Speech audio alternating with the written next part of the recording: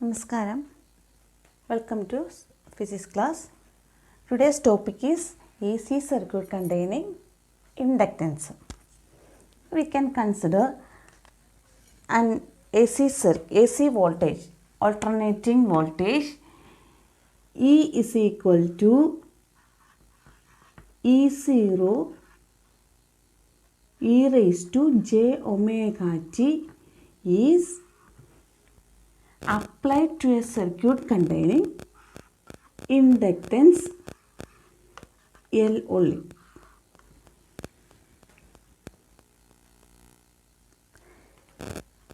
This is equation number 1. E is equal to E0 e raised to j omega t. It can also be written as E is equal to E0 sin omega t. We know that at any instant t,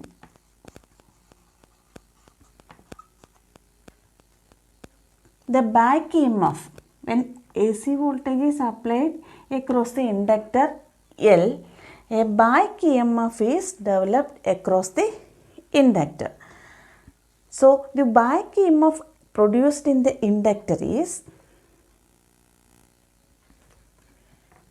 denoted by letter EL. Back EMF produced in the inductor EL is equal to minus L di by dt. L is equal to minus L dl by dt. You know that the negative sign denote that this back EMF is opposite direction to the applied EMF. Right.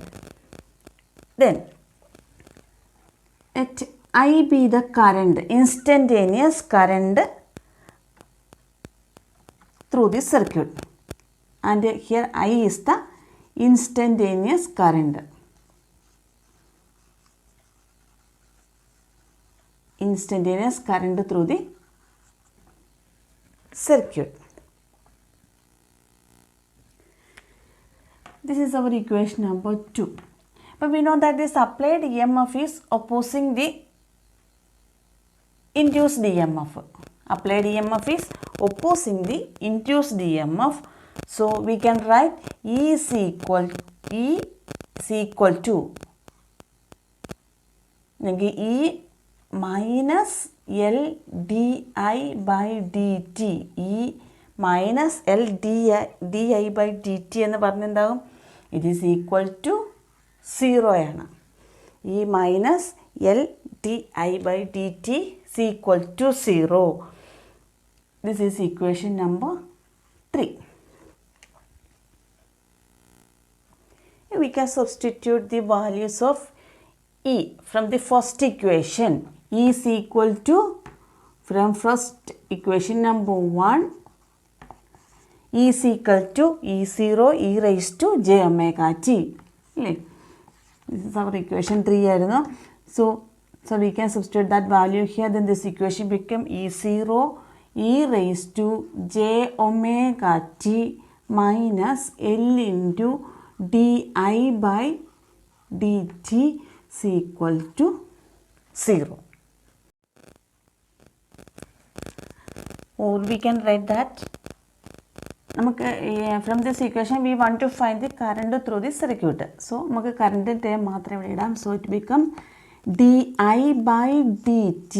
Di by dt is equal to E0 by L e raised to j omega t, or di is equal to E0 by L e raised to j omega t dt.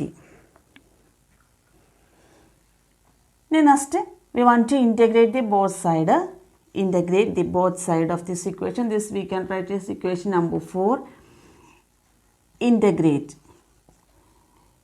We integrate di is equal to, here E0 is a constant value, L constant and e raised to j omega t is also constant. Then want to integrate only e raised to j omega t and dt, e raised to j omega t dt. Integrate. Then we are integrating this I value, integral di എന്ന് പറഞ്ഞത് it is equal to I ആണ്. I is equal to E0 divided by L integral j omega t dt. Integral e raised to j omega t dt എന്ന് പറഞ്ഞാൽ integral e raised to ax dx എന്ന് പറഞ്ഞത് എന്താണ്? e raised to ax divided by a എന്നാണ്.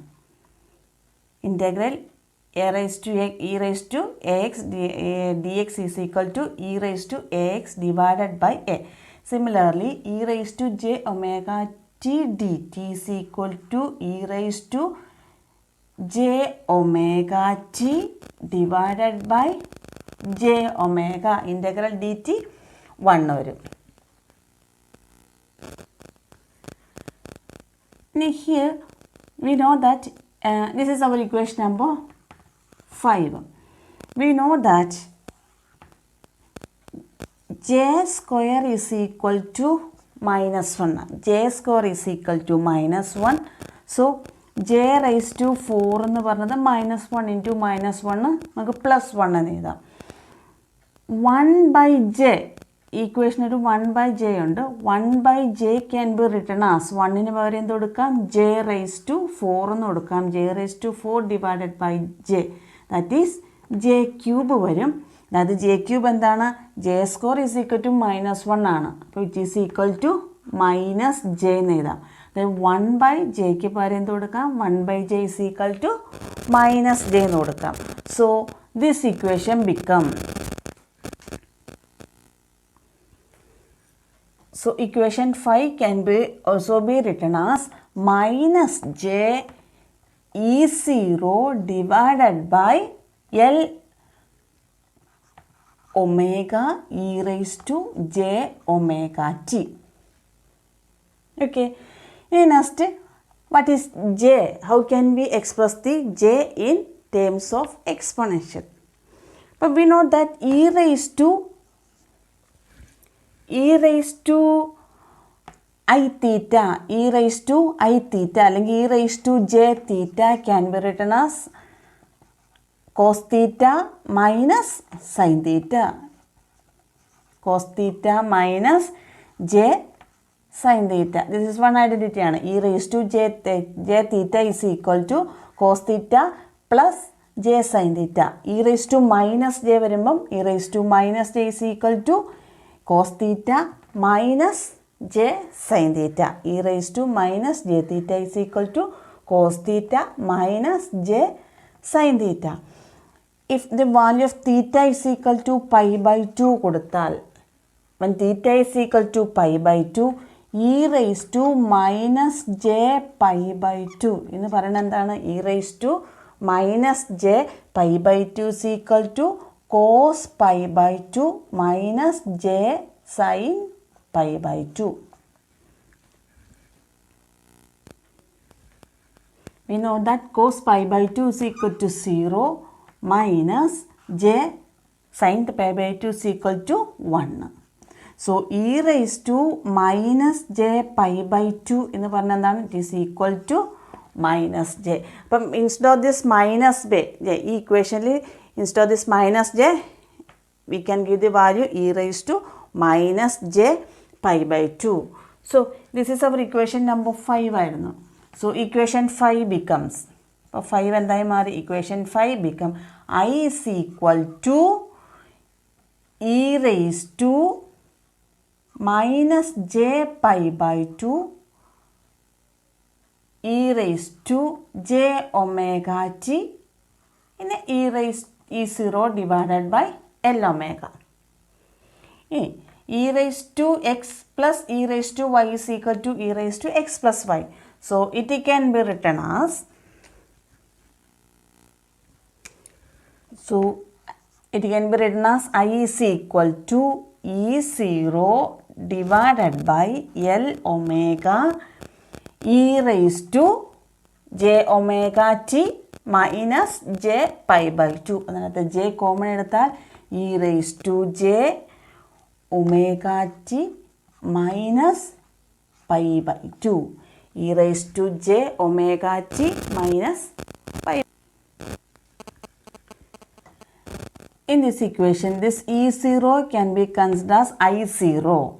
Then this equation can be written as I is equal to I0 e raised to j omega t minus pi by 2, where I is equal to, where I0 is equal to the E0 divided by L omega. I0 is equal to E0 divided by L omega, which is equal to E0 divided by XL, where XL is equal to, XL എന്ന് പറഞ്ഞാൽ L omega ആണ്. XL is equal to L omega is called inductive reactance. Inductive reactance.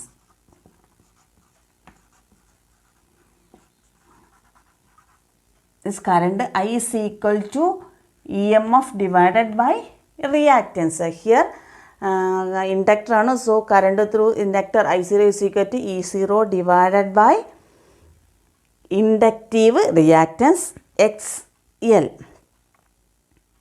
അപ്പം അവർ applied EMF is equal to E0 e raised to, applied EMF is equal to E0 e raised to j omega t ആയിരുന്നു. We got the current I is equal to I0 e raised to j omega t minus pi by 2 എന്നാണ്. When comparing these two equations, we can understand that the current lags behind the EMF by pi by 2. Current lags EMF by pi by 2. If the AC circuit containing inductance only, then current through this circuit lags behind EMF by pi by 2.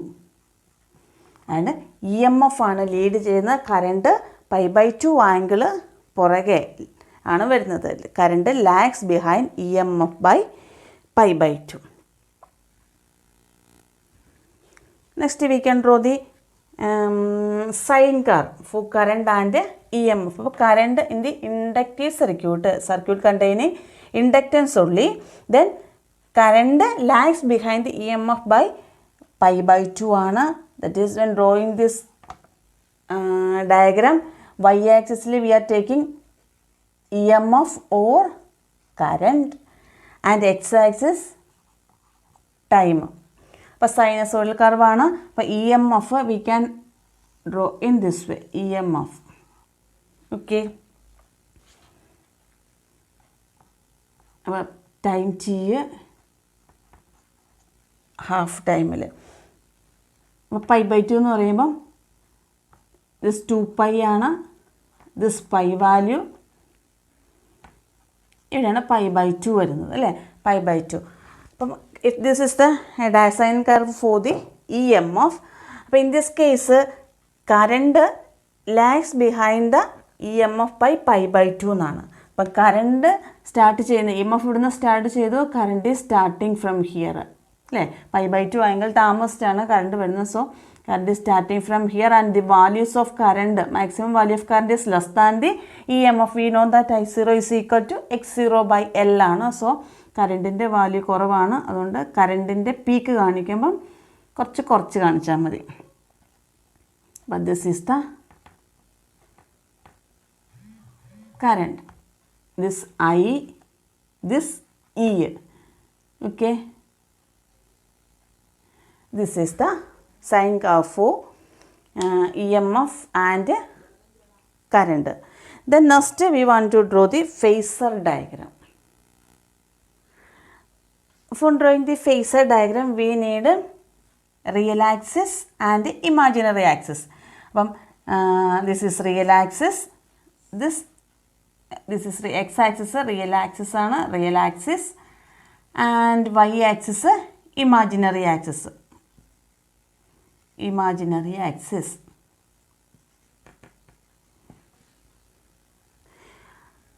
അപ്പം initially is equal to E0 sine omega t എന്നാണ്. Is equal to E0 e raise to j omega t, that is is equal to E0 sine omega t വരും.